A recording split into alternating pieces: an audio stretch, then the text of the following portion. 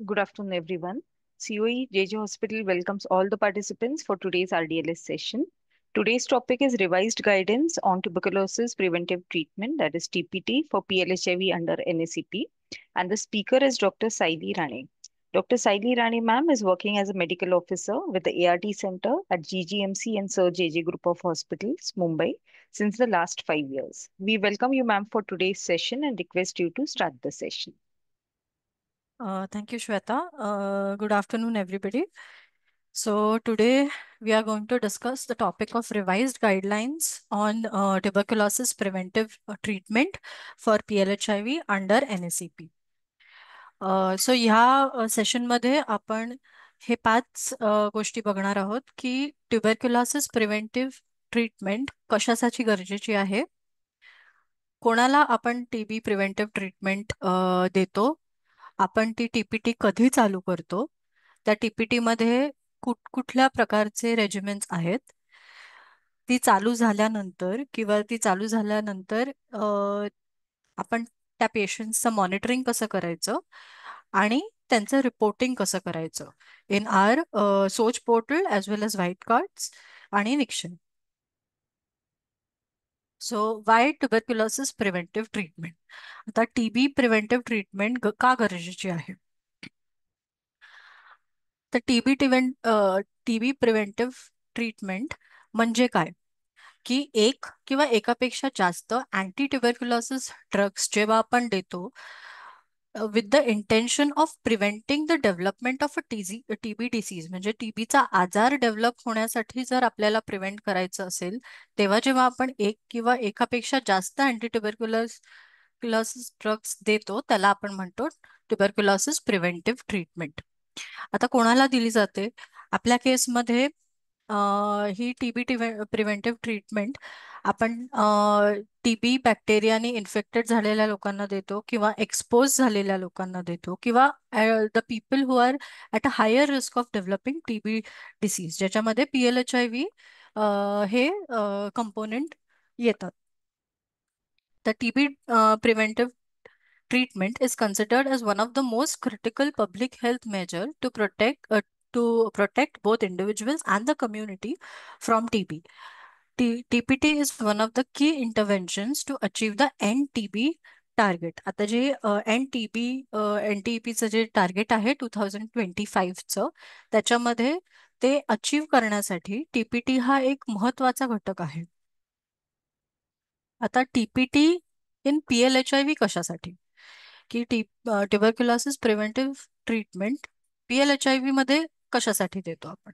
The studies has shown that the risk of developing active TB disease among PLHIV is 16 to 21 times higher than those without HIV infection. म्हणजे 16 ते 21% जास्त incidents आहे HIV पेशंट्सना TB develop करण्याचा as compared to the normal population who does not have HIV. TB is a leading cause of morbidity and mortality among PLHIVs. आता आपल्याकडे mortality assessment पण सुरू आहे, त्याच्यामध्येही आपण ऑब्झर्व करतोय की TB अजूनही is a leading cause of mortality in R PLHIVs. So TB prevent करणं आणि त्याच्यामुळे PLHIVs मध्ये डेथ प्रिव्हेंट करणं फार गरजेचं आहे. With TPT, the risk of developing TB decreases up to 90% among PLHIVs. म्हणजे जर आपण आपल्या PLHIVs ना TPT प्रॉपरली दिली तर TB डिसीज होण्याचा पर्सेंटेज 90% कमी होतो, रिस्क 90% कमी होतो. आता जर तुम्ही ग्राफ बघितला हा तर त्याच्यात दोन लाईन्स आहेत, एक ब्लू मध्ये आहे एक रेड मध्ये आहे. ब्लू मध्ये जी लाईन आहे ज्या लोकांना आपण TPT दिलेलं नाहीये आणि रेड मध्ये जी आहे ज्यांना आपण TPT दिलेलं आहे.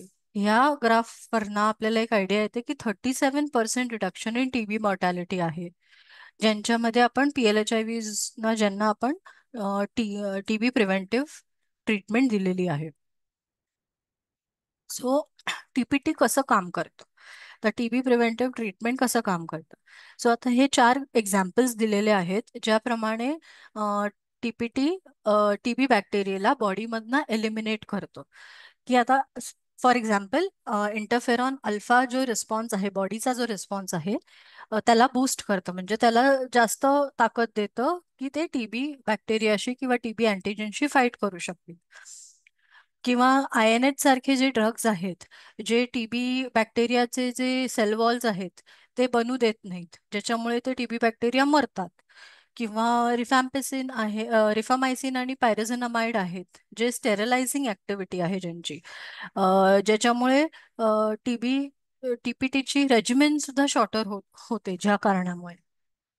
किंवा ट्रान्सलेशनल अडॅप्टेशन आहे, by directly binding to the ribosomal protein. These are the mechanisms by which जे टीबीचे ड्रग्ज आहेत ते टीबी बॅक्टेरियाला बॉडीमधनं एलिमिनेट करायला टीपीटी मध्ये मदत करतं. TPT will not work if given when there is no evidence of active TB disease. TPT फक्त तेव्हाच काम करणार जेव्हा ऍक्च्युली त्या व्यक्तीला, PLHIV ला टीबीचा आजार नसताना टीपीटी काम करते. जर टीबीचा आजार त्या व्यक्तीला आहे तर आपल्याला त्या व्यक्तीला टीबी ट्रीटमेंट देणं गरजेचं आहे. आता जर हिस्टॉरिकली बघायला गेलं तर 1965 मध्ये टीबीची जी टीबी प्रिव्हेंटिव्ह थेरपी किंवा ट्रीटमेंट जे आपण द्यायचो ती ऑलमोस्ट 12 to 18 months आयसोनियाझिड द्यावा लागायचं, INH द्यावं लागायचं. ती मग हळूहळू कमी होत होत 12 महिने झाली, मग 6 ते 12 महिने झाली 1986 मध्ये. मग 2003 मध्ये ऑलमोस्ट 9 months किंवा 4 months रिफॅम्पिसिन द्यावं लागायचं. 2011 मध्ये 6 months, 3 months द्यावं लागायचं. आणि आता ती शॉर्टन होऊन 1 monthची आपण किंवा 28 daysची HP ची रेजिमेन आपण देतो. Incidence of TB in PLHIV after TPT in India. आता हा एक ICMRचा स्टडी आहे, मल्टीसेंट्रिक स्टडी आहे, ज्याच्यामध्ये 4528 PLHIVs ना IPT आपण चालू केली, ज्याच्यामध्ये ना 89% लोकांनी ती IPT कम्प्लीट केली. 3% लोकांनी ती TPT काही कारणास्तव डिस्कंटिन्यू केली due to adverse drug reactions. So त्याच्यामध्ये असं आपल्याला फाइंड आउट झालं आहे की इन्सिडेन्स ऑफ टीबी म्हणजे टीबीचा आजार होण्याचे चान्सेस पोस्ट IPT ते फक्त 0.64/100 होते. So this shows the effectiveness of TPT in PLHIV. आता कोणाला आपण टीबी प्रिव्हेंटिव्ह ट्रीटमेंट द्यायची? ओके, हा एक क्विज आहे, एक क्वेश्चन आहे. ह्याच्यामध्ये असं विचारलं गेलंय की ह्या 5 पैकी किंवा ह्या 4 पैकी आपण कुठल्या पेशंट्सना, कुठल्या कॅटेगरी ऑफ पेशंट्सना TPT देत नाही किंवा ऑफर करत नाही. फर्स्ट ऑप्शन आहे children living with HIV less than 10 years of age, म्हणजे लहान मुलं जे 10 वर्षापेक्षा कमी आहे ज्यांचं वय. Children living with HIV who are less than 12 months, म्हणजे 1 वर्षापेक्षा छोटं मुलं आहे पण who is in contact with TB patient, ज्यांचं घरात कोणाला तरी TB आहे. किंवा प्रेग्नेंट, थर्ड ऑप्शन आहे प्रेग्नेंट आणि breast feeding women living with HIV. Fourth आहे PLHIV living with CD4 count of less than 200. आणि फिफ्थ ऑप्शन आहे none of the above. So कोणी चॅटबॉक्स मध्ये सांगू शकतो का ह्याच्यापैकी आपण कोणाला TPT ऑफर करत नाही? Shweta, can you check the chat box?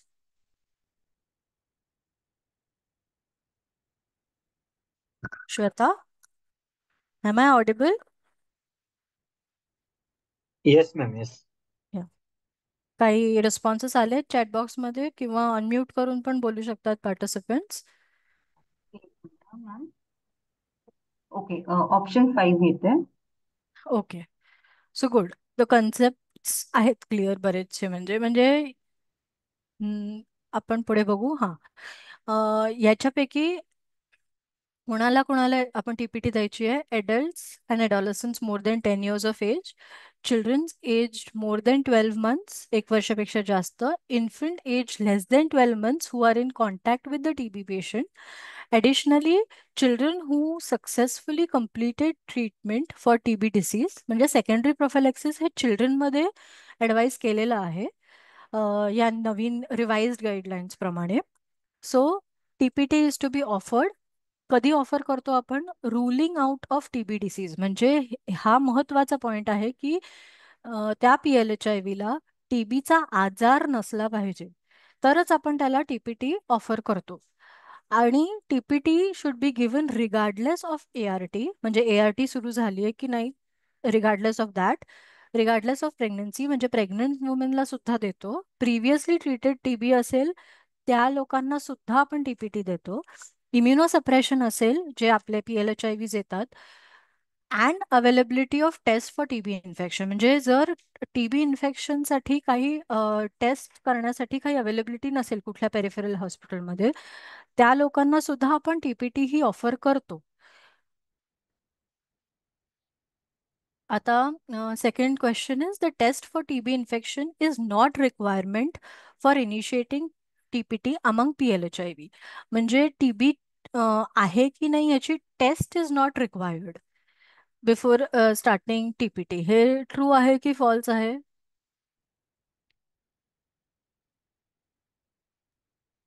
Responses मध्ये 2 येते. True. Right. It is true. But आपल्याला हे तर सांगितलेलं आहे की बाबा टीबी इन्फेक्शन आहे की नाही, म्हणजे टीबी डिसीज आहे की नाही, हे तर आपल्याला रूल आउट करायचं आहे. पण मग जर आपल्याकडे टेस्ट अवेलेबल नाहीये किंवा टेस्ट करणं रिक्वायरमेंट नाहीये, तर मग आपण टीबी कसा रूल आउट करणार?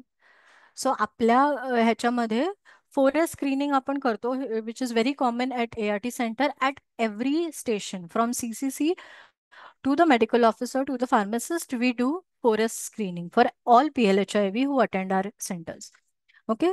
सो त्याच्यासाठी आपण काय काय बघतो? एडल्ट आणि एडॉलसंट मध्ये सारखा सारखा खोकला आहे का, ताप येतोय का, वजन कमी झालंय का, किंवा रात्रीचा खूप घाम येतो का, असे जर हे 4 सिम्पटम्स असतील तर, 4 सिम्पटम्स नसतील तर त्या पेशंटला टीबीचा आजार असण्याची शक्यता कमी आहे.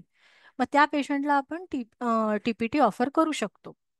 तसंच चिल्ड्रन लिव्हिंग विथ HIV, लहान मुलं जी 12 महिन्यांच्या पेक्षा जास्त आहेत, 1 वर्षापेक्षा जास्त आहेत, ज्यांच्यामध्ये पुअर वेट गेन नाहीये, किंवा त्यांना ताप येत नाहीये, किंवा सारखा सारखा खोकला येत नाहीये, किंवा दुसरं कुठलंही त्यांच्या अवतीभावती कोणी टीबीचा केस नाहीये, असे असे जर नाहीये हे सगळं, तर त्यांना टीबीचा आजार असणं हा अनलाइकली आहे. म्हणून त्या केस कंडिशनमध्ये आपण त्यांना टीपीटी ऑफर करू शकतो. Infant age less than 12 months, आता जी बच्चू 12 महिन्यापेक्षा कमी आहेत लिव्हिंग विथ HIV, जर ते कुठल्या टीबी पेशंटच्या कॉन्टॅक्टमध्ये नाही आहेत, or are unlikely to have active TB, म्हणजे वरचे जे आपण कारणं सांगितली, पुअर वेट गेन जर असेल, किंवा फीवर असेल, करंट कफ असेल, तर ते त्यांना टीबी असण्याचे चान्सेस आहेत. पण हे सगळं नाहीये, आणि ते कुठल्या तरी टीबी पेशंटच्या कॉन्टॅक्टमध्ये आहेत, घरात कुणाला तरी टीबी आहे. सो अशा मुलांना, लेस देन 1 इयर, अशा मुलांना क्लिनिकल इव्हॅल्युएशन गरजेचं आहे बाय अ पिडियाट्रिशियन और अ डॉक्टर, की त्यांना दुसरे काही टीबीचे साईन्स नाही आहेत ना, आणि मग त्यांना आपण टीबी प्रिव्हेंटिव्ह ट्रीटमेंट ऑफर करू शकतो. A test for TB infection is not a requirement for initiating TPT among PLHIV. आता आपल्याला सगळ्यांना माहिती आहे की डिसेंबर पासनं ऑल ओव्हर इंडिया एक 100 डेज कॅम्पेन सुरू झालेला आहे, from NTEP to diagnose as many cases as possible. Intensified 100 day campaign NTEP कडनं चालू झालेलं आहे. सो त्याच्यामध्ये मला एक मेन्शन करायचं आहे इकडे, की we see 10 symptoms in that currently. सगळ्यांना ओरिएंटेशन आत्ताच झालेलं आहे, आणि ती ऍक्टिव्हिटी सुद्धा बऱ्याच ART सेंटरला सुरू झालेली असेल, आय होप. सो त्याच्यामध्ये काही ॲडिशनल सिम्पटम्स आहेत which are useful to screen patients for active TB disease. So I request everybody to go through it. Okay. तर 4S सिम्पटम्स, जे आपले मेन 4S सिम्पटम्स स्क्रीनिंग आपण PLHIV मध्ये करतो, त्याच्यामध्ये जसं मी म्हटलं, मध्ये सारखा खोकला येणं, ताप येणं, वजन कमी होणं, रात्रीचा घाम येणं, हे जर सगळं प्रेझेंट असेल, किंवा मुलांमध्ये वजन वाढत नाहीये, ताप येतोय, खोकला येतोय सारखा सारखा, किंवा घरात कोणीतरी टीबीचा पेशंट आहे, अशा कंडिशनमध्ये आपण आधी टीबीसाठी इन्व्हेस्टिगेट करतो. सो त्याच्यासाठी आपण एक्सरे करतो, सीबी नॅट करतो, गरज लागली तर कधी कधी सीटी स्कॅन करतो. सो जर हे सगळं इन्व्हेस्टिगेट केल्यानंतर जर त्याला त्या PLHIV ला टीबी असा डायग्नोज झाला, तर त्याला आपण टीबीची ट्रीटमेंट देणं गरजेचं आहे. जर टीबी नाहीये, त्या पेशंटला या सगळ्या टेस्टमधनं किंवा इन्व्हेस्टिगेशन्समध्ये टीबी कुठेही सापडला नाही, आपल्याला ऍक्टिव्ह टीबी डिसीज नाही सापडला, तर आपण त्याला TPT साठी कन्सिडर करतो. पण हे सगळं इन्व्हेस्टिगेट केल्यानंतर की टीबी नाही सापडला, पण त्या पेशंटला अजूनही ताप येतोच आहे किंवा खोकला आहे, सो त्याच्यासाठी आपल्याला दुसरे जे आजार आहेत रिलेटेड टू दॅट, त्याच्यासाठी पण इन्व्हेस्टिगेट करणं गरजेचं आहे. आणि त्या पेशंटला अप्रोप्रिएट ट्रीटमेंट त्याच्यासाठी देणं गरजेचं आहे. पण त्याच्यासोबतच आपण त्याला TPT साठी पण कन्सिडर करू शकतो. आणि जर सपोज हे 4S सिमटम्स नाही आहेत अजिबात, सो आपण त्याला TPT साठी एसेस करणार की बाबा काही दुसरे कारण नाही आहेत ना, कॉन्ट्रा इंडिकेशन्स नाही आहेत ना त्याला TPT न देण्यासाठी, की त्याला TPT न देण्यासाठी काही कारणं आहेत का, ते आपण पुढच्या स्लाइड्स मध्ये बघणार आहोत. जर अशी काही कारणं नाही आहेत तर आपण त्याला TPT द्यायची, आणि जर अशी काही कारणं आहेत तर मग आयदर ते रिझॉल्व्ह होईपर्यंत थांबू शकतो, किंवा काही काही लोकांना आपण TPT नाही देऊ शकत. Okay.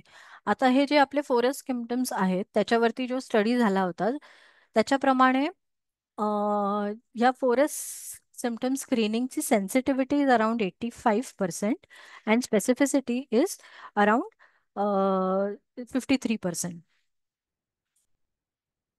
And negative predictive value एक आहे की ज्याच्यामध्ये इट इज 98.5%. आता सोप्या भाषेत हे सांगायचं झालं तर सेन्सिटिव्हिटी म्हणजे काय, सपोज 100 TB पेशंट्स आहेत, त्याच्यामध्ये 85 पेशंट्सना ह्या चारपैकी एखादा सिम्पटम तरी आढळतो, त्यालाच म्हणतात sensitivity.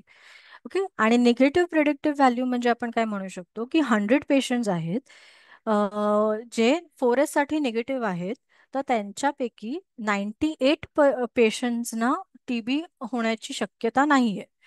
So that is negative predictive value. So in short की हे 4S सिम्पटम्स प्रत्येक पेशंटसाठी आपल्याला इव्हॅल्युएट करणं गरजेचं आहे before starting TPT. Okay. When to start TPT. आता ट्युबरक्युलोसिस प्रिव्हेंटिव्ह ट्रीटमेंट कधी स्टार्ट करतो आपण? सो हा क्वेश्चन आहे त्याच्यावर की what is the optimal time to initiate TPT among PLHIVs.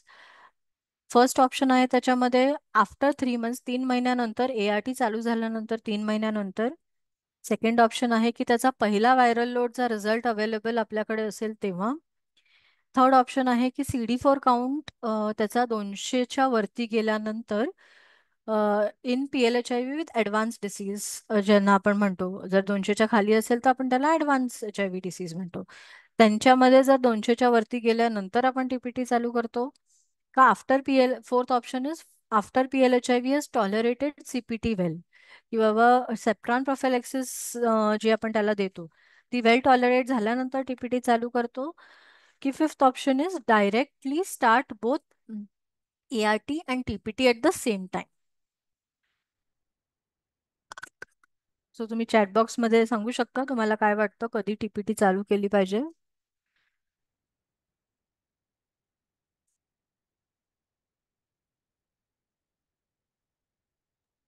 Ma'am option 5 येते.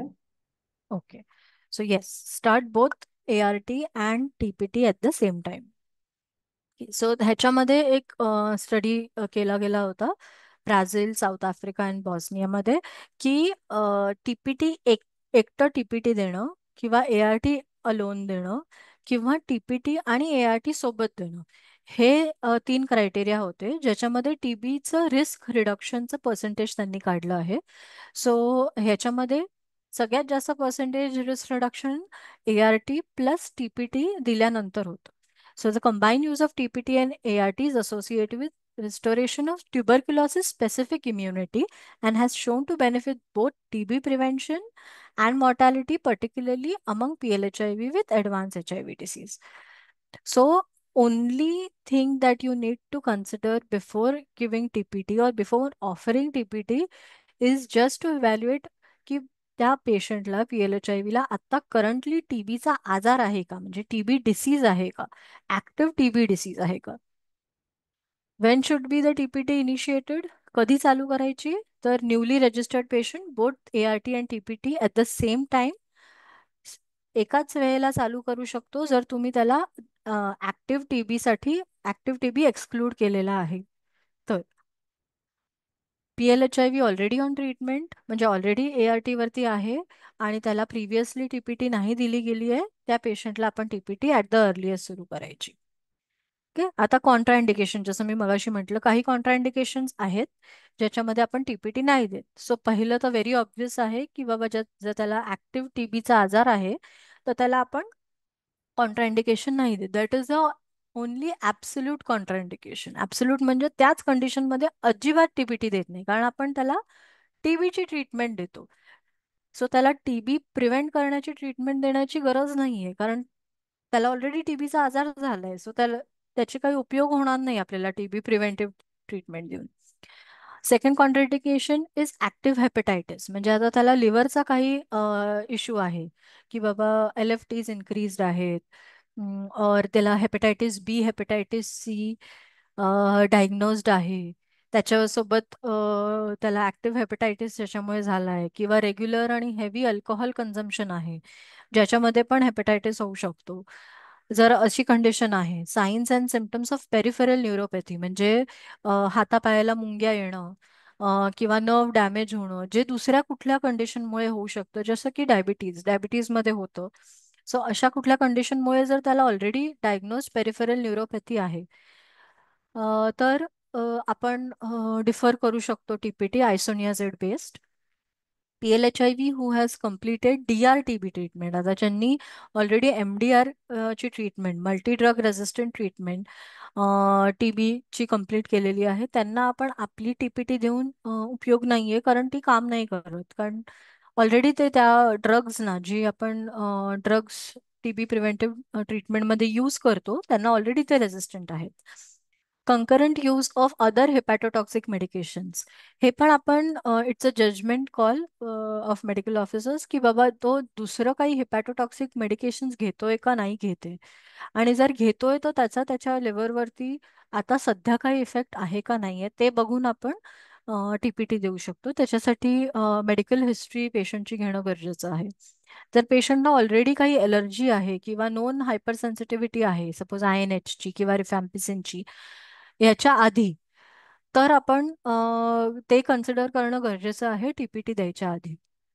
नाव condition that has been remove from this list, आधी ह्या कंडिशन्स होत्या TPT न देण्यासाठी, म्हणजे पुअर अधरन्स टू CPT, म्हणजे जो सेप्ट्रानच तो बरोबर घेत नाहीये म्हणून त्याला आपण TPT नाही देऊ नव्हतो देत. Poor understanding of TPT by the guardian's, की बाबा जो त्याचा गार्डियन आहे किंवा केअरटेकर आहे त्याला TPT म्हणजे काय कळत नाहीये, किंवा IPT म्हणजे काय कळत नाहीये, किंवा त्याला आपण समजवू शकत नाहीये, अशा कंडिशनमध्ये पण आपण TPT डिफर करायचो. किंवा कॉन्टॅक्ट ऑफ MDR TB, आता हे बऱ्याच वेळा यायचं, पहिले दोन कंडिशन्स आपण तरी सुद्धा काउन्सिलिंगनी किंवा वारंवार सांगून ते ओव्हरकम व्हायचे, की ॲधरन्स त्यांचा इम्प्रूव्ह व्हायचा, आणि गार्डियन्सना पण दुसरा गार्डियन किंवा सेकंड केअरटेकर आपण फाइंड आउट करून TPT IPT देऊ शकत होतो. पण ह्या कॉन्टॅक्ट्स ऑफ MDR TB ना आपण आधी अजिबात TPT नाही द्यायचो, IPT नाही द्यायचो आयसोनियाझिड बेस्ड. पण आता त्याच्यासाठी आपल्याकडे ऑप्शन आहे या नवीन रिवाइज्ड गाईडलाईन्समध्ये. Assessment of PLHIV for TPT, आता TPT द्यायच्या आधी आपल्याला काय काय बघायला लागणार, पहिलं तर त्याची पर्सनल हिस्ट्री बघायला लागणार, एलिसिट रिलेव्हंट इन्फॉर्मेशन, जर वुमेन आहे तर ती प्रेग्नेंट आहे का, किंवा कुठले कॉन्ट्रासेप्टिव्ह यूज करते आहे का, त्या PLHIV ला दुसरी काही आजार आहेत का, जसं मी म्हटलं डायबिटीज, जर डायबिटीज ऑलरेडी आहे त्या पेशंटला आणि त्याच्यामुळे जर पेरिफेरल न्यूरोपॅथी डेव्हलप झाली आहे तर आपण TPT दिल्यामुळे ती ॲग्रिवेट होऊ शकते.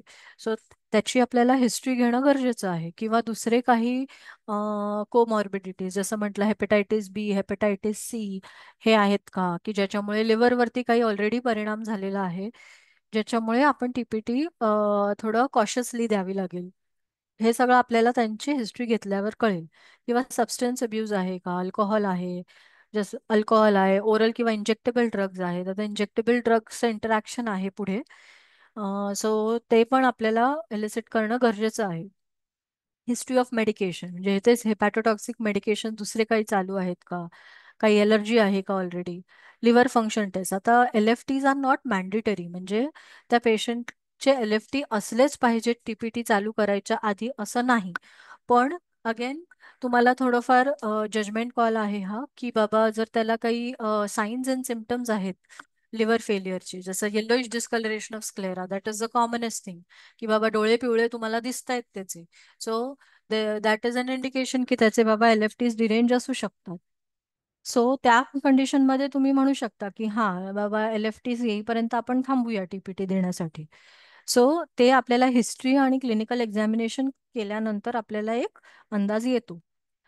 So baseline testing in individual with risk, आता जसं म्हटलं हे बेसलाईन LFT विथ रिस्क म्हणजे अल्कोहोल कन्झम्पशन आहे त्या पेशंटचं, हिस्ट्री आहे, किंवा ओरल इंजेक्टेबल काही ड्रग्ज घेतोय, किंवा दुसरी गोमॉर्बिडिटी आहे, अशा पेशंटमध्ये आपल्याला बेसलाईन टेस्ट असणं गरजेचं आहे.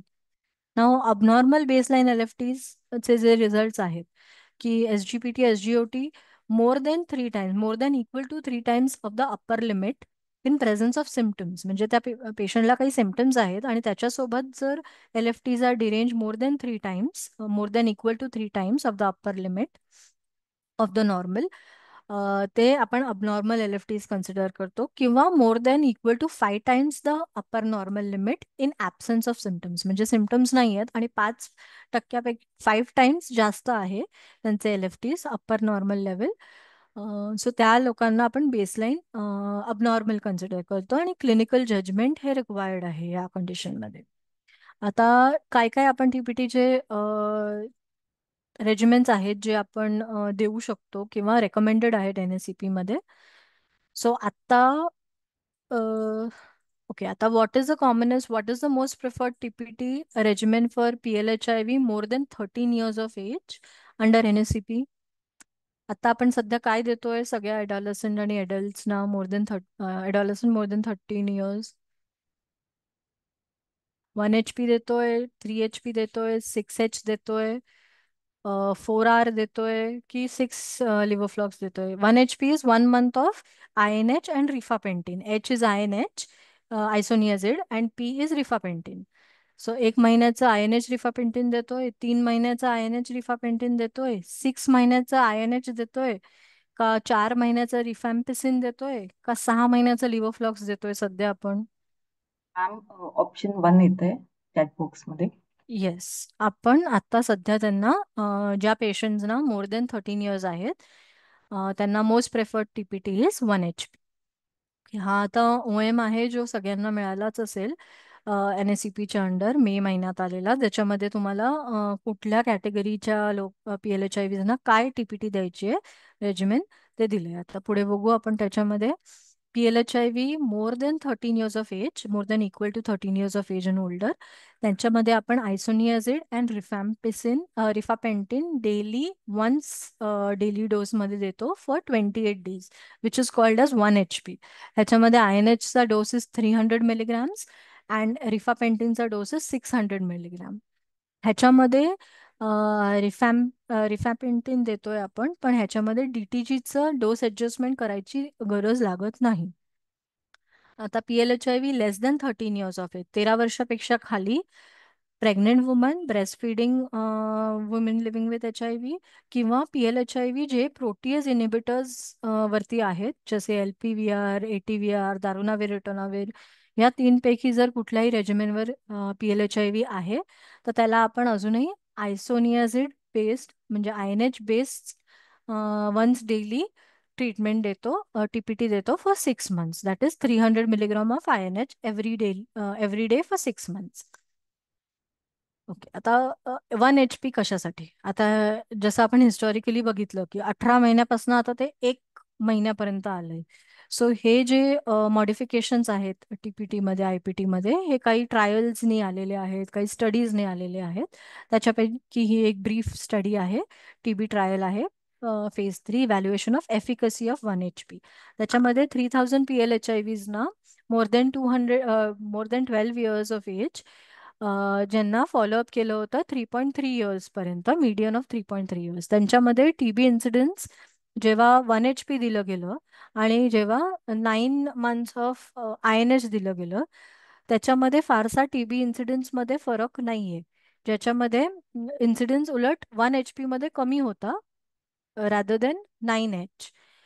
ट्रीटमेंट कम्प्लिशन सुद्धा 1 HP म्हणजे 1 महिन्याचा INH आणि रिफॅपेंटिन मध्ये ट्रीटमेंट कम्प्लिशन पण सिग्निफिकंटली जास्त होतं 9 महिन्यापेक्षा. ऑब्व्हियसली, कारण पेशंटला कमी वेळासाठी ट्रीटमेंट घ्यावी लागते. ॲडवर्स इव्हेंट्स वेर इनफ्रिक्वेंट, म्हणजे ॲडवर्स ड्रग रिॲक्शन सुद्धा 1 HP चे 9 HP पेक्षा कमी होते, 6% आणि 7% रिस्पेक्टिव्हली.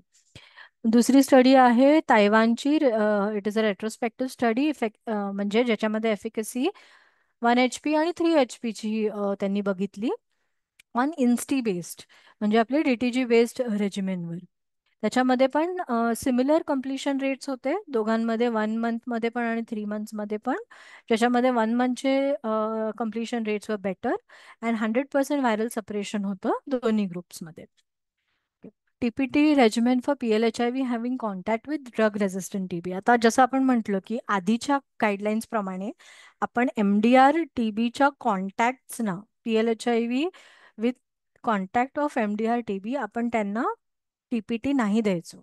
सो हे या नवीन रिवाइज गाईडलाईन्समध्ये आहे की जर PLHIV आहे, PLHIV having contact with TB patient who has INH resistance but is rifampicin susceptible, म्हणजे आपण जे CB-NAT करतो त्याच्यामध्ये रिफा रेझिस्टन्स नाहीये, रिफा सेन्सिटिव्ह आहे. पण फर्स्ट लाईन LPA जो आपल्याला मिळतो त्याच्यानंतरचा, त्याच्यामध्ये आपल्याला दिसतं की पेशंटला INHचा रेजिस्टन्स आहे, तो मोनो H रेजिस्टन्स आहे.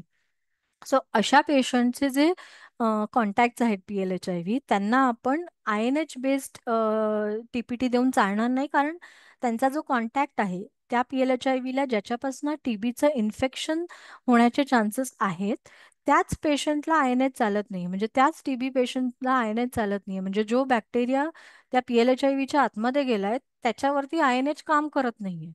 सो त्या पेशंटला INH based tuberculosis preventive treatment देऊन काही फायदा नाही.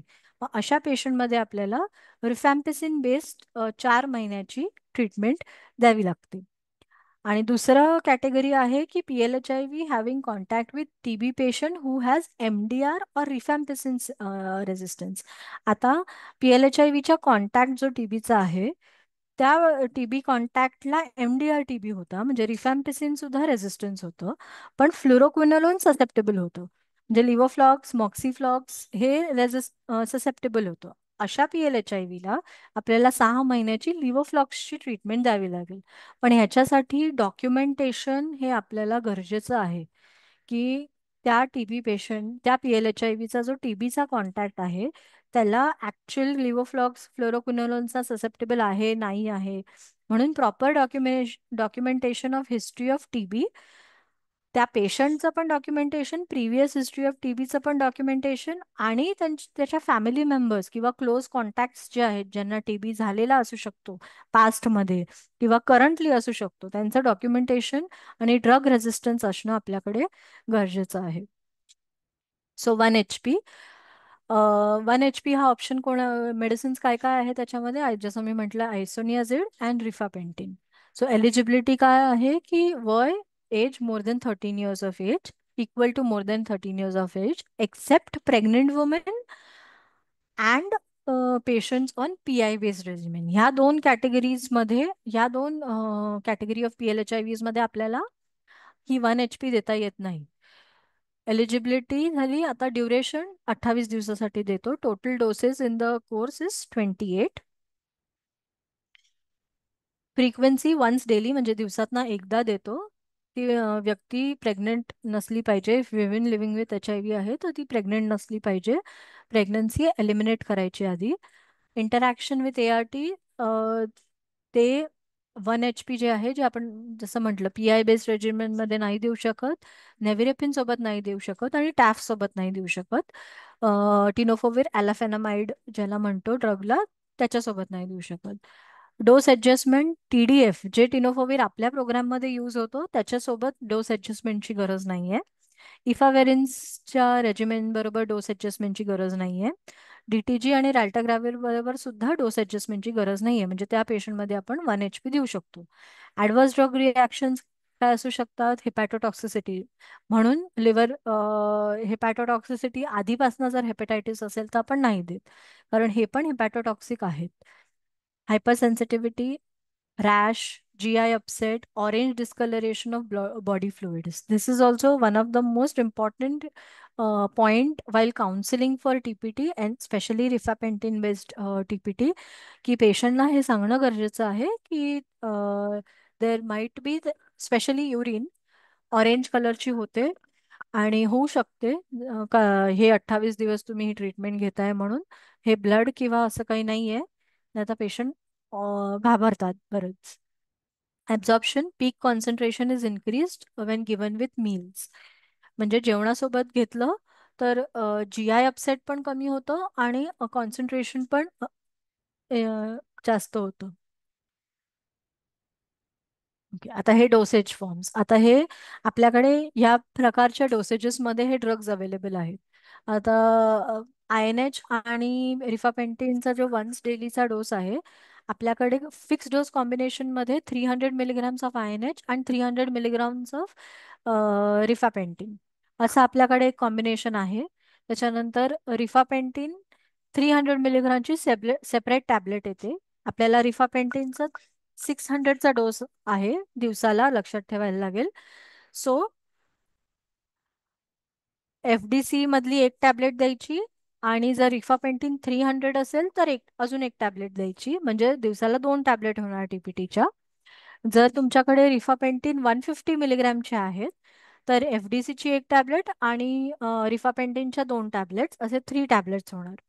जर तुमच्याकडे FDC नाही आहेत, फिक्स डोस कॉम्बिनेशन नाही आहे त्या ड्रग्सचं, तर रिफापेंटिन 300च्या 2 टॅबलेट आणि INHची एक टॅबलेट 300ची अशा 3 टॅबलेट्स होणार. जर तुमच्याकडे रिफापेंटिन सुद्धा 300चं नाही आहे, जर रिफापेंटिन 150चं आहे तर INHची 300ची एक टॅबलेट आणि रिफापेंटिन 150च्या 4 टॅबलेट्स, म्हणजे अशा 5 टॅबलेट्स होणार आहेत. सो तुम्हाला पेशंटचं स्टार्ट करायच्या आधी पिल बर्डनचं काउन्सिलिंग पण करणं तेवढंच गरजेचं आहे.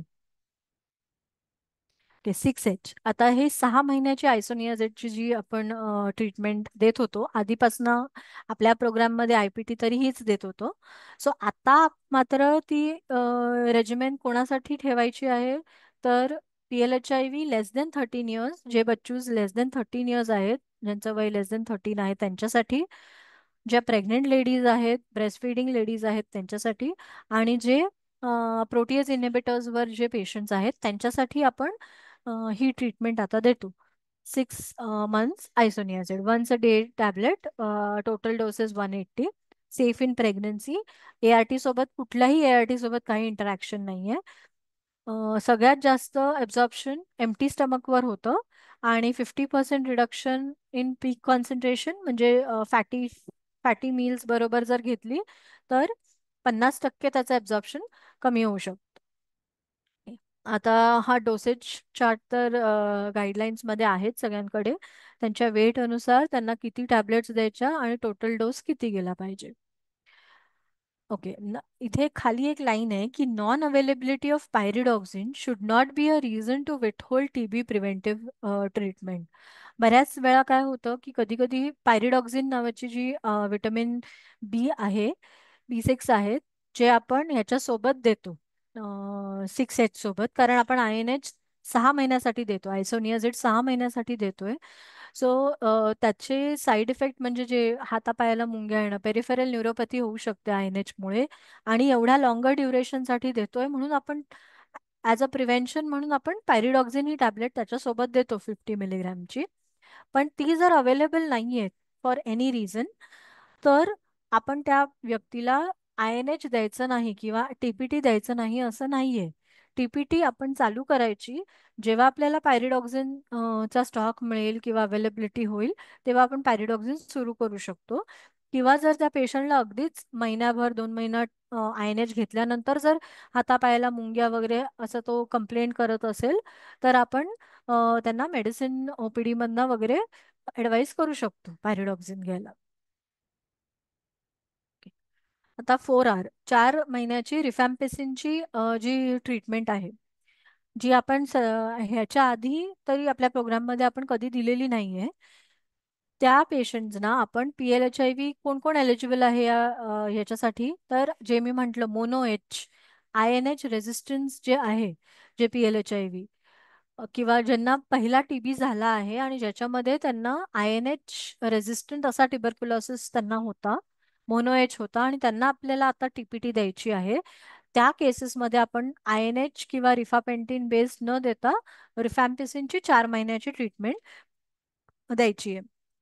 Okay, not on PI based regimen. आणि एक लक्षात ठेवायचं, असे पेशंट PI बेस्ड म्हणजे प्रोटीएज इनिबिटर वरती नसले पाहिजेत.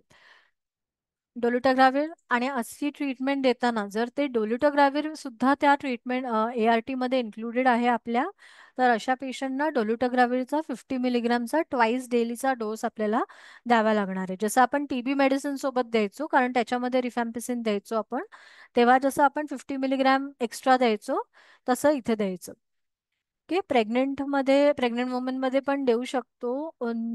No safety or efficacy data available specifically in this population. Okay, so pregnant वुमनमध्ये सध्या तरी एफिकसी किंवा सेफ्टीचा डेटा आपल्याकडे अवेलेबल नाहीये.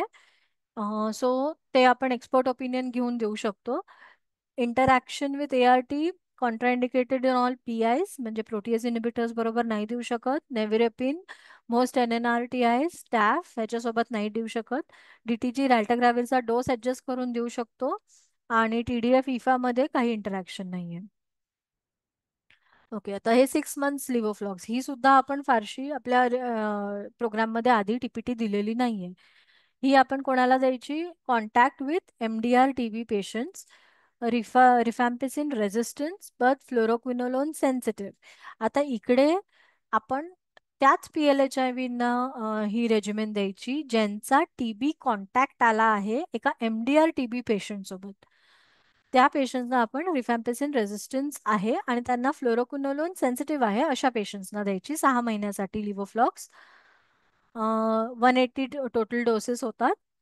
Safe in pregnancy, no interaction with ART. आता वेट बँड नुसार त्यांनी इथे डोसेजेस दिलेले आहेत. आता TPT initiation, monitoring and outcome. आता आपण TPT चालू केली आहे. Okay, PLHIV should be initiated on TPT at the ART center after ruling out active TB. आता TB आपण रूल आउट केला, त्याला फाइंड आउट केलं कुठली TPT आपल्याला द्यायची आहे आणि तसं त्याचं काउन्सिलिंग करायचं. जर 6 महिन्याची द्यायची असेल तर 6 महिन्याचं काउन्सिलिंग करायचं. 1 HP असेल, एकच महिना देणार असाल तर एक महिन्याची काउन्सिलिंग करणं गरजेचं आहे. त्याची TBची रेजिमेन आणि डोसेज आपण डिसाईड करायचं as per weight band. Counselling कशासाठी TPT गरजेचं आहे, त्याचं शेड्यूल काय असणार आहे, म्हणजे जसं आपण TPT रेजिमेंट डिसाईड केली आहे त्याचं शेड्यूल 6 महिन्याचं असणार आहे, 1 महिन्याचं असणार आहे, 3 महिन्याचं असणार आहे, ते डिसाईड करायचं. टायमिंग काय करायचं, टायमिंग कुठल्या टायमिंगला घेतलेलं प्रेफरेबल आहे, जेवणासोबत घेणं गरजेचं आहे का विना जेवता एम्प्टी स्टमक घेणं गरजेचं आहे, ते आपल्या पेशंटना आधीच सांगणं गरजेचं आहे. आणि हे क्वेश्चन्स पेशंट्सना असतात, ते विचारतात की जेवणासोबत घेतली तर चालेल का, ART सोबत घेतली तर चालेल का, ARTच्या गोळीसोबत घेतली तर चालेल का. हे सगळे त्यांचे जे इश्यूज आहेत ते TPT चालू करताना ही काउन्सिलिंग करणं गरजेचं आहे. Follow up visits. आता फॉलोअप व्हिजिट्स मध्ये त्यांचे ऍडव्हर्स ड्रग रिॲक्शन, म्हणजे त्या गोळीमुळे त्यांना काही त्रास होतोय का, हे फाइंड आउट करणं आपल्याला गरजेचं आहे. PLHIV should be advised to report back at the earliest if they have. हां, लवकरात लवकर ART सेंटरला सांगणं गरजेचं आहे त्या पेशंट्सना, जर त्यांना सारखी वॉमिटिंग होत असेल किंवा भूक लागत नाहीये, लिव्हर भूक लागत नाहीये किंवा डोळे हात पिवळे पडले आहेत, असं काही सिम्पटम्स असेल तर लवकरात लवकर सांगणं त्यांना गरजेचं आहे. एनी न्यू ऑनसेट और वर्सनिंग ऑफ सिम्पटम्स, म्हणजे चालू केल्यानंतर जर त्यांना खोकला डेव्हलप झाला किंवा ताप यायला लागला तर हे सांगणं गरजेचं आहे. PLHIV initiated on 1 HP entire course of 29 days should be given along with ARV drugs. पूर्ण 28 दिवसाची त्यांना टीपीटी एकाच वेळेला द्यायची. त्यांना सारखं सारखं परत फक्त टीपीटी साठी 15 डेजनी वगैरे नाही बोलवायचं, विच इज आयडियल बिकॉज त्यांचं फॉलोअप कमी होतं आणि त्यांच्या टाइम वेस्ट कमी होतो त्यांचा. PLHIV initiated on TPT regimen 1 month dosage along with ARV drugs and request monthly follow-up. ज्यांना दुसरी रेजिमेंट्स चालू आहेत म्हणजे INH बेस चालू आहे 6 महिन्याची, त्यांना 1-1 महिन्याचा आपल्या ART सोबत द्यायचं. आता टीपीटी मॉनिटरिंग, जसं मी म्हटलं की जर पेशंटला टीपीटी चालू केल्यानंतर 4S मधलं कुठलंही सिम्पटम पॉझिटिव्ह यायला लागलं, खोकला यायला लागला किंवा ताप यायला लागला, वजन कमी झालं अचानक 15 दिवसात किंवा रात्रीचा घाम खूप यायला लागला, तर अशा वेळेस त्या पेशंटनी लवकरात लवकर सेंटरला सांगणं गरजेचं आहे किंवा दुसरे काही ॲडव्हर्स रॉक रिॲक्शन त्यांना झाले. जर science and symptoms of TB, आता जर 4S मधला पॉझिटिव्ह असेल तर त्या पेशंटला टीबीसाठी परत इव्हॅल्युएट करणं गरजेचं आहे. आता टीबीसाठी आपण एकदा इव्हॅल्युएट केलं टीपीटी चालू व्हायच्या आधी, म्हणून परत जर तो सिम्पटम्स घेऊन आला 15 दिवसांनी तर करायचं नाही असं नाहीये. मध्ये सुद्धा टीपीटी चालू असताना सुद्धा आपण त्याला इव्हॅल्युएट करायचं, जर टीबीचे सिम्पटम्स घेऊन आला तर. आणि मग त्याच्या सीबीनॅट रिपोर्टनुसार जर टीबी निघाला तर त्याला त्याच्या सीबीनॅट च्या रिपोर्टनुसार, DSTच्या ड्रग सेन्सिटिव्हिटी टेस्टच्या नुसार त्याला टीबीची ट्रीटमेंट सुद्धा चालू करायचं. The decision to modify or stop TPT drugs due to adverse drug reaction or restart after interruption must be taken by the ARTMO. Medical ऑफिसरनी इव्हॅल्युएट करायचं की स्टॉप करायची आहे किंवा चेंज करायची असेल जर ॲडव्हर्स ड्रग रिॲक्शनमुळे. ओके, आता हे कम्प्लिशन. आता ट्रीटमेंट कम्प्लिशन, जे टीपीटी वरती चालू झालेले आहेत पेशंट्स, त्यांनी at least 80% of the recommended dose complete झाला पाहिजे within treatment duration plus 33% additional time. 80% treatment ड्युरेशनच्या ह्याच्यामध्ये कम्प्लीट झाला पाहिजे आणि जे उरलेले आहेत काही कारणानुसार त्यांनी नसतील घेतले तर ॲडिशनल 33% ॲडिशनल टाइम देऊन त्यांची ती टीपीटी कम्प्लीट करायची आहे. त्याच्यानुसार खाली त्यांनी टेबलमध्ये दिलंय 1 HP 1 महिन्याची ड्युरेशन जर आहे तर expected dose number of doses काय आहेत 28, बरोबर आहे. 28 दिवस त्यांना घ्यायची आहे. त्याच्यातले ॲटलिस्ट 23 डेज त्यांनी कम्प्लीट केले पाहिजेत आणि मग जर काही कारणानुसार नसेल घेतली तर 40 दिवसाच्या आतमध्ये त्यांनी टीपीटी कम्प्लीट करायची. 6 महिन्याचा INH देत असू तर 180 डेजमध्ये कम्प्लीट 180 डोसेस घेणं गरजेचं होतं. त्यांनी 144 घेतलेत. ॲडिशनल 33% टाइम देऊन 239 डेजमध्ये त्यांची टीपीटी कम्प्लीट झाली पाहिजे. 6 मंथ्स लिव्होफ्लॉक्ससाठी पण सेम. 4 मंथ्स रिफॅम्पिसिनसाठी 4 महिने आहेत, 120 डोसेस कम्प्लीट झाले पाहिजे एक्सपेक्टेड आहेत. त्याच्यापैकी 96 जर कम्प्लीट झाले असतील त्या ड्युरेशनमध्ये तर आपण त्यांना ॲडिशनल टाइम देऊन 160 डेजमध्ये त्यांची ट्रीटमेंट कम्प्लीट करायची. आता मिस डोसेस, की आपण 1 HP वर त्या पेशंटला सुरू केलं, 1 महिन्याचे 28 डेजचे त्याला डोसेस दिले. That patient returns to you within a week. 7 दिवसाच्या जर आतमध्ये तो पेशंट आला आपल्याकडे की बाबा त्यांनी इंटरप्ट केली आहे त्यांची टीपीटी, सो जर त्यांनी मोर दॅन 23 डोसेस झाले असतील, 80% झाले असतील तर काही ऍक्शन घ्यायची गरज नाहीये, रिमेनिंग डोसेस कम्प्लीट करायला सांगायचे.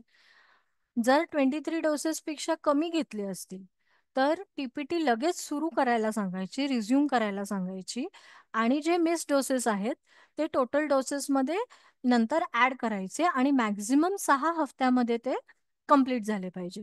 6 हफ्ते म्हणजे ॲडिशनल 6 हफ्त्यापर्यंत आपण ते डोसेस ऍड करून कम्प्लीट करायचे. आता 1 वीक पेक्षा जास्त झाले इंटरप्शन आणि तो आला आहे patient, if more than 7 doses are miss intermittently, म्हणजे 7 डोसेस पेक्षा जास्त डोसेस मिस केले आहेत पण इंटरमिटेंटली, म्हणजे 2 दिवस घेतली, 1 दिवस घेतली नाही, 3 दिवस घेतली, परत 2 दिवस घेतली नाही, असं इंटरमिटेंटली मिस केलं आहे तर मोर दॅन 7 डोसेस तर resume TPT immediately and add the missed doses to the total treatment duration. आणि 8 हफ्त्यामध्ये मॅक्झिमम पुढच्या 8 हफ्त्यामध्ये त्याचा 8 हफ्ते फ्रॉम फर्स्ट डोस. 8 हफ्ते किंवा 6 वीक्स फ्रॉम फर्स्ट डोस आपल्याला ती TPT कंप्लीट करायची आहे. If more than 7 consecutive doses are miss, म्हणजे 7 दिवस कंटिन्युअस, 7 किंवा 7 पेक्षा जास्त जर डोसेस मिस केले आहेत, तर परत रिस्टार्ट करण्याचा करायची IPT and complete the course of 1 HP. जर 1 HP घेण्यामध्ये त्याचा ॲडरन्स नाहीये, 7 दिवसानंतर कंटिन्युअस 7 दिवस मिस केल्या आणि तुम्ही रिस्टार्ट केली आणि तरीही तो 1 HP घेत नाहीये due to any reason, then consider discontinuing it and alternate daily regimen आपण त्याला कन्सिडर करू शकतो. ओके, आता 6H, 6 months आयसोनियाझिड, 6 months लिव्होफ्लॉक्स आणि 4 months रिफॅम्पिसिन, हे जे TPTचे रेजिमेन आहेत त्याचं ड्युरेशन जर लेस दॅन 2 weeks इंटरप्शन करून आला पेशंट, 2 हफ्त्यापेक्षा कमी जर इंटरप्शन असेल, तर resume TPT immediately upon return and at the number of days. Do not change the schedule date of next follow up. More than 2 weeks म्हणजे 2 हफ्त्यापेक्षा जास्त जर त्यांनी मिस केलं असेल, इंटरप्ट केलं असेल, तर if the treatment interruption awkward after 80% of the doses, तर मग कम्प्लीट द रिमेनिंग ट्रीटमेंट. जर 80% पेक्षा जास्त डोसेस त्यांनी घेतलेले आहेत ऑलरेडी आणि मग इंटरप्ट केली आहे, तर मग रिमेनिंग डोसेस घेऊन त्याला कम्प्लीट करायला सांगायची. जर 80%पेक्षा कमी डोसेस घेतलेले आहेत, तर treatment course can still be completed within the expected time for treatment completion. म्हणजे जर 80% पेक्षा कमी डोसेस घेतलेले आहेत, तर तरी सुद्धा आपण ती TPT त्यावेळेस कंप्लीट करू शकतो, 33% ॲडिशनल टाइम देऊन, आणि मग कंटिन्युअस घेऊन कंप्लीट करायची आहे ती. जर 80%पेक्षा कमी डोसेस घेतले आणि जर ती ट्रीटमेंट आपण 33% एक्स्ट्रा टाइम देऊन सुद्धा कंप्लीट नाही होते, तर आपल्याला रिस्टार्ट करण्याचं कन्सिडर करायला लागेल पूर्ण TPTची ट्रीटमेंट. ओके, आता हे काही ॲडव्हर्स ड्रग रिॲक्शन्स आहेत. So non adverse drug reactions जे आहेत, साईड इफेक्ट जे आपण म्हणतो, ते INH साठी हेपेटायटिस आहे, पेरिफेरल न्यूरोपॅथी आहे, कधी कधी स्किन रॅश येते, asymptomatic elevation of liver enzymes आहे. Rare complications are convulsions, pellagra, arthralgia, anaemia, even lichenoid reactions स्किनवरती येतात. ते एकदम रेअर ॲडव्हर्स ड्रग रिॲक्शन्स आहेत. रिफॅम्पिसिनसाठी काय आहे, गॅस्ट्रो इंटेस्टायनल रिॲक्शन म्हणजे ॲबडॉमिनल पेन, नॉशिया, वॉमिटिंग होतं जनरली. म्हणून रिफॅम्पिसिन जर लूज देत असू, तर we ask the patient to take it empty stomach. Hepatitis, generalize cutaneous reactions, thrombocytopenic purpura, discoloration of body fluids. The discoloration of body fluids is important in rifampicin also and rifampicin also. Osteomyalgia किंवा acute renal failure, shock, hemolytic anemia, these are the rare adverse drug reaction. Even flu-like syndrome also we have seen with rifampicin. Rifampicin, gastrointestinal reaction, that's abdominal pain, nausea, vomiting, hypersensitivity reaction, hepatitis, discoloration of body fluids. त्याच्यानंतर hypotension, decrease in white blood cells or red blood cells count, decrease appetite, hyperbilirubinaemia, हे सगळं रिफापेंटिनमुळे होऊ शकतं. लिव्होफ्लॉक्समुळे nausea, diarrhoea, headache, dizziness, light headedness, trouble sleeping, हे सगळे non adverse drug reactions आहेत. ह्याच्यासाठी पेशंटना थोडं सेन्सिटाईज करा, की जर काहीही प्रॉब्लेम वाटला, थोडंफार जरी तुम्हाला काही नवीन जाणवलं, नवीन त्रास जाणवला, तर येऊन लगेच ART सेंटरला रिपोर्ट करायचं. आता मॅनेजमेंट कसं करायचं ॲडव्हर्स ड्रग रिॲक्शनसाठी, जसं मी म्हटलं, ते डिस्कलरेशन ऑफ बॉडी फ्लुइड्स हे फक्त काउन्सिलिंग करण्याचा पार्ट आहे. की बाबा त्याला जर प्रॉपर काउन्सिलिंग केलं, तर ह्या माइल्ड ॲडव्हर्स ड्रग रिॲक्शनसाठी, म्हणजे it's not exactly adverse drug reaction, पण या रिॲक्शनसाठी आपण पेशंट्सना तयार करू शकतो आणि ॲडवाईज करू शकतो before starting only. So individual receiving TPT are otherwise healthy. So TPT चालू झाल्यानंतर ते हेल्दी असतात. त्याच्यानंतर जर त्यांना टीपीटी वरती काही सिमटम्स जाणवले तर ते फार रिलक्टंट होतात कम्प्लीट करायला. त्यामुळे सुरुवातीलाच त्यांना काउन्सिल करण्याची गरज असते. आणि ते मिनिमाइज करायचे ॲडव्हर्स ड्रॉप जितके आपल्याला मिनिमाइज करता येतील, आणि प्रॉम्प्ट मॅनेजमेंट करणं गरजेचं आहे. सिव्हिअर ड्रग रिॲक्शन जर असेल, जसं ग्रेड 3 ग्रेड 4 रॅश असेल, तर आपल्याला टीपीटी इमिडिएटली डिस्कंटिन्यू करणं गरजेचं आहे. आणि त्यांना काही सपोर्टिव्ह ट्रीटमेंट पण देणं गरजेचं असतं. माइल्ड टू मॉडरेट इव्हेंट असेल तर कन्झर्वेटिव्ह मॅनेजमेंट करू शकतो. जसं गॅस्ट्रायटिस डेव्हलप होत असेल रिफापेंटिनमुळे, तर आपण त्याच्यासाठी काही सिम्टमॅटिक ट्रीटमेंट देऊ शकतो आणि मॉनिटर करू शकतो, ऑब्झर्व करू शकतो. आता स्पेशल सिच्युएशन्स, जसं म्हटलं लिव्हर डिसीज आणि टीपीटी. तर आयसोनियाझिड अँड रिफॅम्पिसिन किंवा रिफापेंटिन हे आयसोनियाझिड पण आणि रिफापेंटिन पण हेपॅटोटॉक्सिक आहे.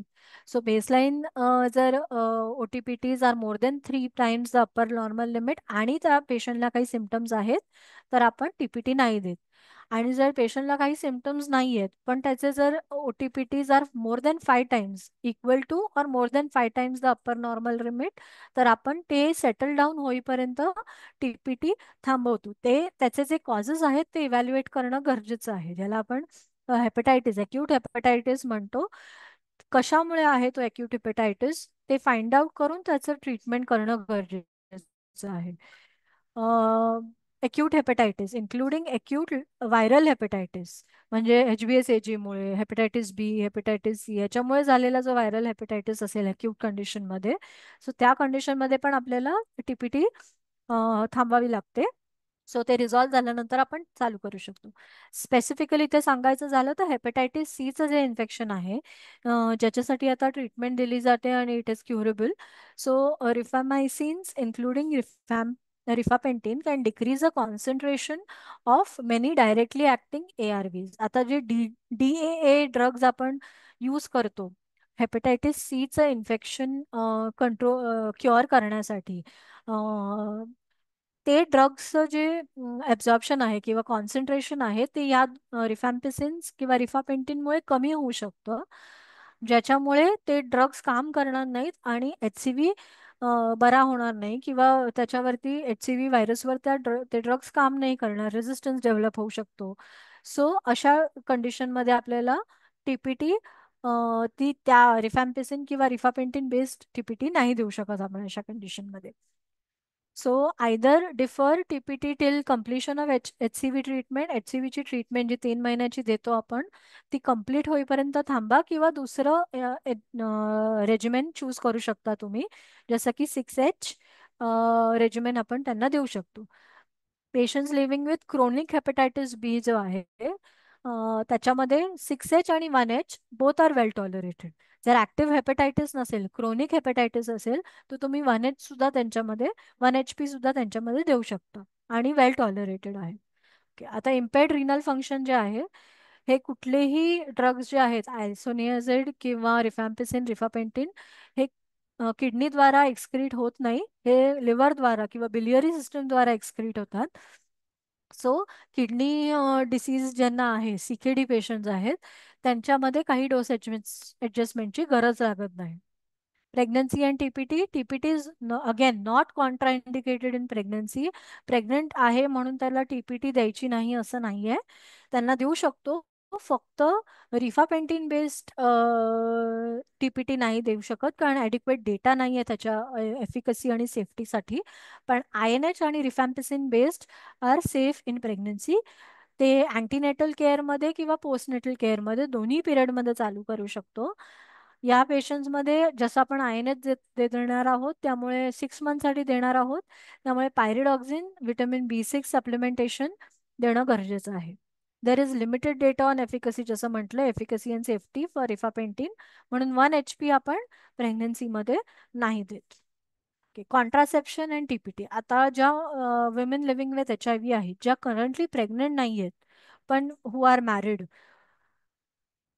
त्या पेशंट्समध्ये किंवा हु आर सेक्शुअली ऍक्टिव्ह, त्या पेशंट्समध्ये रिफापेंटिन किंवा रिफॅम्पिसिन देण्याआधी ते कुठल्या कॉन्ट्रासेप्टिव्ह मेथड्स यूज करतायत हे फाइंड आउट करणं गरजेचं आहे. जर ते हॉर्मोनल कॉन्ट्रासेप्टिव्ह यूज करतायत, म्हणजे जे ओसी पिल्स आपण म्हणतो, ओरल कॉन्ट्रासेप्टिव्ह पिल्स, जर ते यूज करता आहेत as a way to prevent pregnancy, then the risk of decrease contraceptive efficacy, म्हणजे त्या ओसी पिल्स काम करणं कमी करतं, ज्याच्यामुळे ती प्रेग्नन्सी प्रिव्हेंट करण्यासाठी जो हेतू आहे त्या ओसी पिल्सचा, तो होत नाही पूर्ण, आणि ती women living with HIV can end up with an unintended pregnancy. So त्याच्यासाठी आपल्याला तिला कॉन्ट्रासेप्शन काय यूज करतात इन रिप्रोडक्टिव्ह एज ग्रुपमध्ये ज्या वुमेन आहेत त्यांना विचारणं गरजेचं आहे. जर दुसरं, जर ती ओसिपिल्स वगैरे घेत असेल तर तिला तिला काहीतरी अल्टरनेटिव्ह मेथड आपण सांगू शकतो, जसं बॅरियर मेथड आहे, किंवा बॅरियर कॉन्ट्रासेप्टिव्ह आहे, किंवा इंट्रायुटराईन डिव्हाइसेस आहे, कॉपर टी वगैरे आहेत, ते आपण ॲडवाईस करू शकतो, किंवा तात्पुरतं कॉन्डम्स यूज बॅरियर मेथड्स आहेत तेही सांगू शकतो. ओके.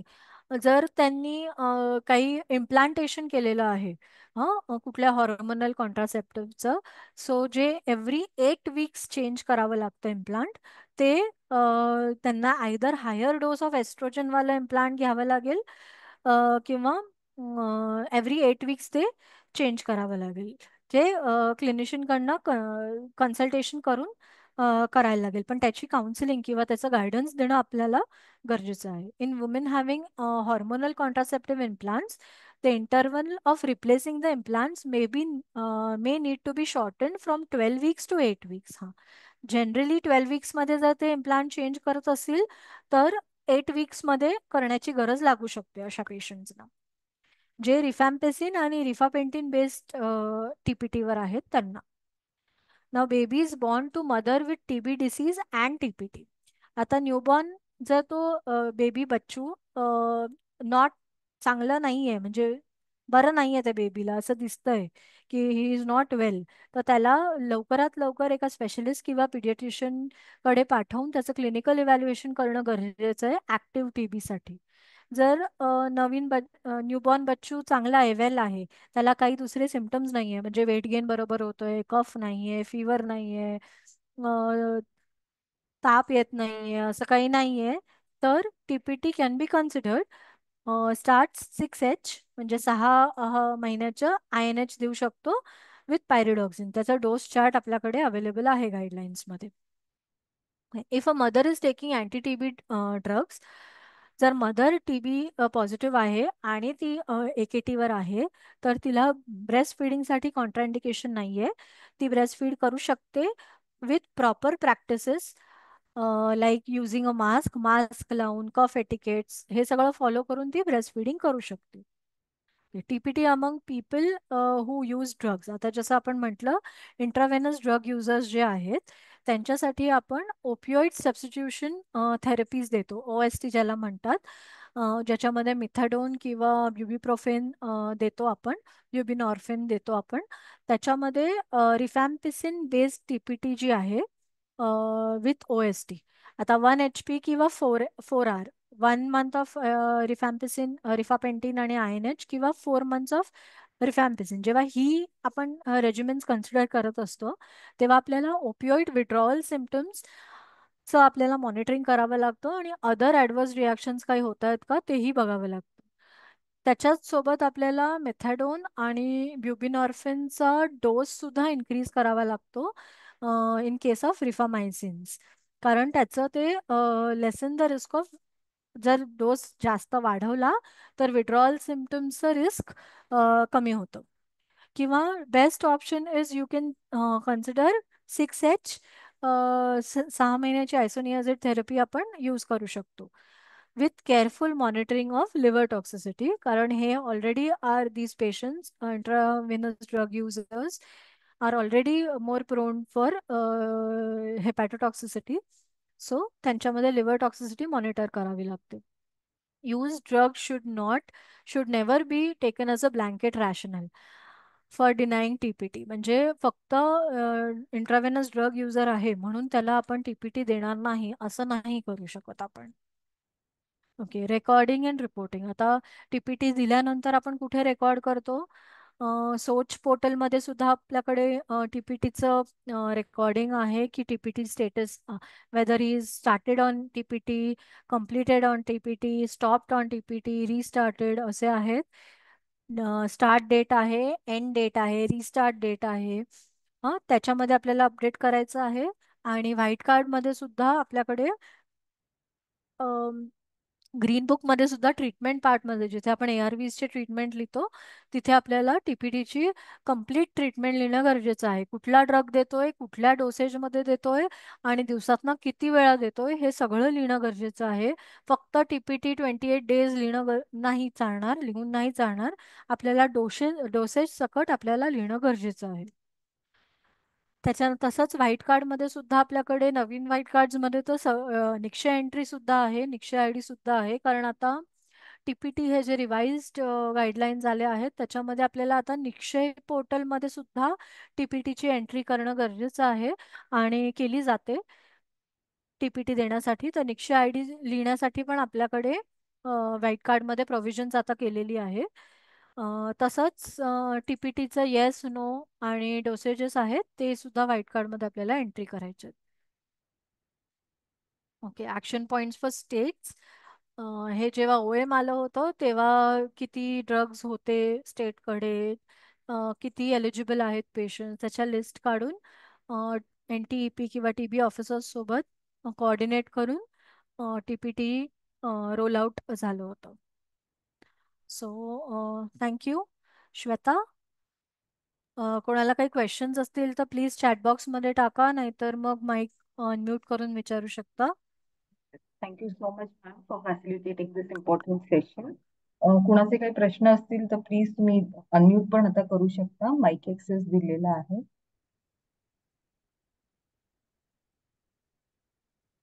टीपीटी संदर्भात कुणाचे काही प्रश्न आहेत का?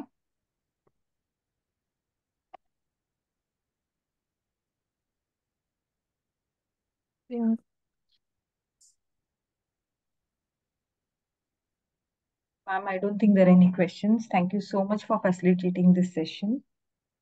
Thank you, Shweta. Thank you for this opportunity. And हाँ good day to madam, everybody. हो सर. एक प्रश्न होता मैडम. हाँ बोला. Madam, after completion of active TB treatment AKT हाँ. टीपीटी कधी चालू करायची HIV मध्ये? ते आम्ही NTP ला पण सर विचारलं होतं तर त्यांचं म्हणणं आहे immediately secondary prophylaxis in adults at least it's not compulsory. जसं आधी आपण द्यायचो लगेचच AKT झाल्यानंतर आपण TPT देऊ म्हणजे आपल्याला गरजेचं होतं देणं. पण या रिवाइज्ड गाईडलाईन्समध्ये सेकंडरी प्रोफिलॅक्सिस असं काही त्यांनी म्हटलेलं नाही आहे सर. पण या स्लाइड्समध्ये आणि गाईडलाईन्समध्ये मुलांमध्ये children who have just completed चिल्ड्रन्सला म्हटलं आहे त्यांनी. हां सेकंडरी प्रोफिलॅक्सिस आपण लगेच चालू करायचं. एडल्ट्स मध्ये you can weight a month और 2 and you can start TPT if. पण चालू करायचं का माझा हा प्रश्न हो आहे की टीपीटी इमिडिएट द्यायची नाही आहे पण सर. कधी नाही कधी द्यायची का AKT द्यायचीच कम्प्लीट आहे. झाल्यावर? हो द्यायची आहे सर. ठीक आहे, तेच प्रश्न बेसिक. येस. थँक्यू. आणि काही प्रश्न कोणाला? नायर ART प्रश्न आहे का? ART सेंटर नायर हॉस्पिटल प्रश्न आहे का? Ma'am, I don't think there are any questions. Thank you so much, ma'am. Thank you. Thank you to all the participants for patient listening. We'll conclude this session. Yes, thank you.